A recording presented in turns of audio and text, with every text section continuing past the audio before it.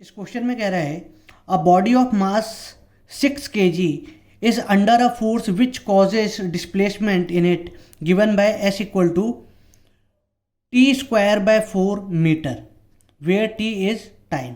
एक बॉडी है जिसकी मास कितनी है 6 kg, उसके ऊपर एक फोर्स लग रही है और जिसके डिस्प्लेसमेंट की इक्वेशन दे रखी है हमें s equal to t square by 4, जहाँ टी क्या है time. The work done by the force in 2 second is, मतलब इस फोर्स के द्वारा कितना वर्क डन किया जाएगा 2 सेकंड में, ये हमें निकालना है। तो देखो डिस्प्लेसमेंट की इक्वेशन गिवन है s equal to t square by 4।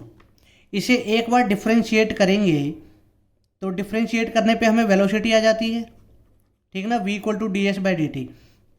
तो v कितना हो गया d by d t t square by 4, तो ये हो जाएगा 2t बाय 4, तो 2 से कैंसिल 2, तो वेलोसिटी कितनी आ गई t बाय 2।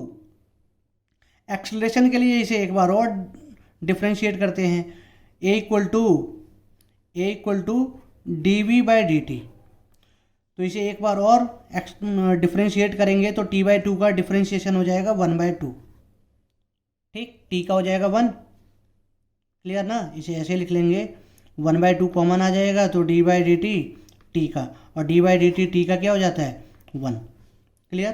तो एक्सलेशन आ गई 1/2 मीटर पर सेकंड स्क्वायर, ठीक। अब फोर्स कितनी हो जाएगी F equal to m a, तो F इक्वल टू M कितना है 6, A कितना है 1/2, तो फोर्स F कितनी आ गई 3 न्यूटन, फोर्स आ गई 3 न्यूटन। अब देखो वर्क डन का फॉर्मूला होता है जब फोर्स टाइम की फंक्शन हो, लेकिन यहाँ पे फोर्स तो कांस्टेंट है। फोर्स कैसी है कांस्टेंट है, तो कांस्टेंट फोर्स के लिए इसकी डिस्प्लेसमेंट कितनी होगी 2 सेकंड के अंदर। तो इसकी डिस्प्लेसमेंट निकाल लेते हैं, या तो हमारे पास एक तरीका है सांप लगा देते हैं। सांप लगाने के लिए क्या हो जाता है, यहाँ पे तो फोर्स वैसे कांस्टेंट आ गई है, तो एक काम करते हैं इसकी डिस्प्लेसमेंट निकाल लो।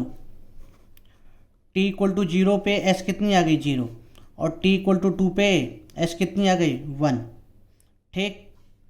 तो वर्क डन कितना हो जाएगा, work done equal to f into s, f कितना है 3 इंटू s कितना है 1, तो 3 जूल वर्क डन आ गई, क्लियर। यहाँ पे मैं इंटीग्रेट, देखो एक फॉर्मूला होता है वो तब लगाते हैं जब फोर्स टाइम की फंक्शन हो एफ वी डी टी, लेकिन यहाँ पे क्या हो गया था फोर्स कांस्टेंट आ गई। तो फोर्स कांस्टेंट है तो मैं यहाँ पे ये वाला फॉर्मूला नहीं अप्लाई कर पाऊंगा, ठीक ना। तो ये ध्यान देना है कि फोर्स टाइम की फंक्शन आ रही है या नहीं आ रही, नहीं आ रही मतलब फोर्स कांस्टेंट है, तो आप डिस्प्लेसमेंट निकाल लो। डिस्प्लेसमेंट कितनी आ गई 1 मीटर, क्लियर। अरे ये 1 आ गई, यहाँ पे रख दो t की जगह 2, तो s इक्वल टू क्या हो जाएगा 2 का स्क्वायर बाय 4, तो 2 का स्क्वायर 4, 4/4 1, क्लियर ना। तो 3 जूल इसकी वर्क डन हो जाएगी, ऑप्शन डी।